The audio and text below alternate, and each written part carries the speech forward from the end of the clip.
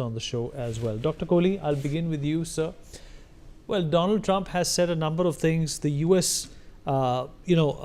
Administration and a number of its officials have gone on to say a number of things. One of the most offensive of them, which I found to be offensive, Dr. Kohli, was that India is financing Russia's war against Ukraine. Well, that is absolutely unfair to say and extremely further from the truth.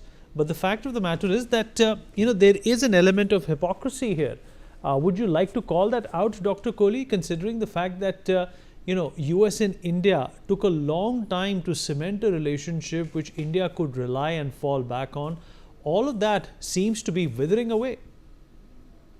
Well, good evening, Vineet. Good evening to my fellow panelists and NewsX viewers. This is hypocrisy at its best.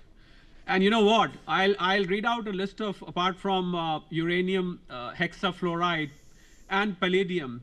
Let me read out a few more things. $3 billion of imports done by US from Russia. Fertilizers, 1.3 billion. Precious stones and metals. Palladium, of course, we name. Inorganic chemicals and isotopes. Wood and wood products. And these, by the way, these items are from the UN Comtrade data. So you cannot question this data. Machinery and nuclear reactors, animal feed and food residues, base metals, non-ferrous base metals, aircraft parts and spacecrafts, iron and steel.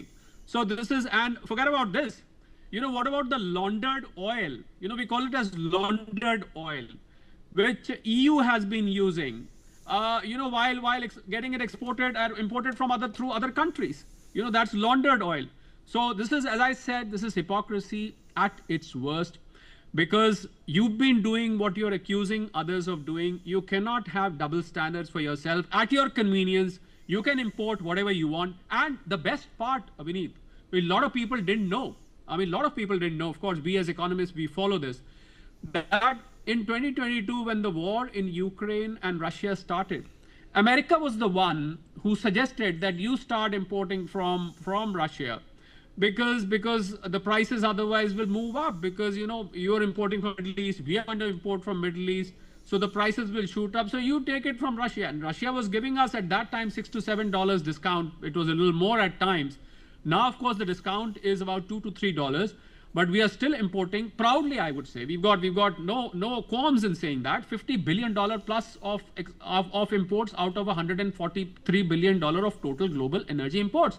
86% of our needs, energy needs for oil for that matter, is being imported. It's a sovereign right. What third country has got a right to intervene and say that why we are dealing in X manner or Y manner?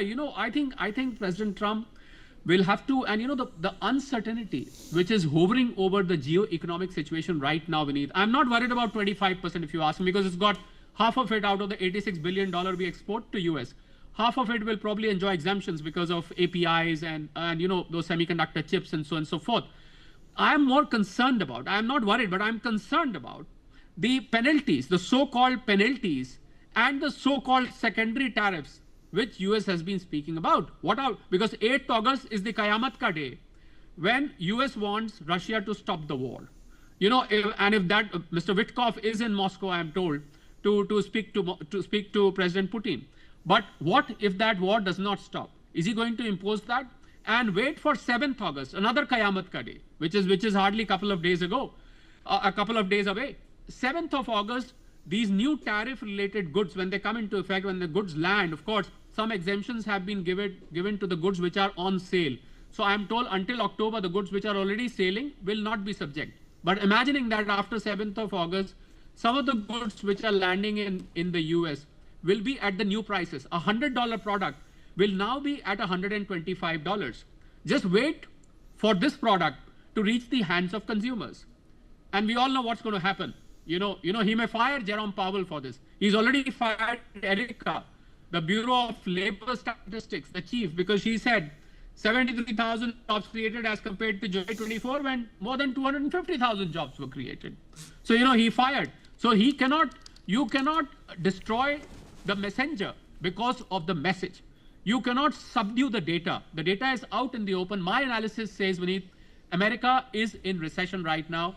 There are no jobs. My friends tell me that the small businesses are dying down. No investments are happening. People are finding it very, very hard to find jobs. American economy is not in a good shape at all at this point of time. Can President Trump accept the reality of inflation fueling up?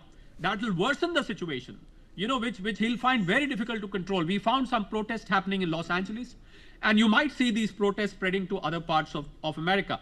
How far can he subdue these voices? He can subdue voices from the Republican Party, but can he subdue voices of the American people, the 35 crore American people, is the billion-dollar question at this point of time. $36 trillion of debt is staring at America at this point of time. And I'm sure the reality of this decision, the reality of these comments is going to sink into him sooner than later, Vineet. Okay, all right. Dr. Ajay Dua, in fact, just coming in, Trump has also said that he would increase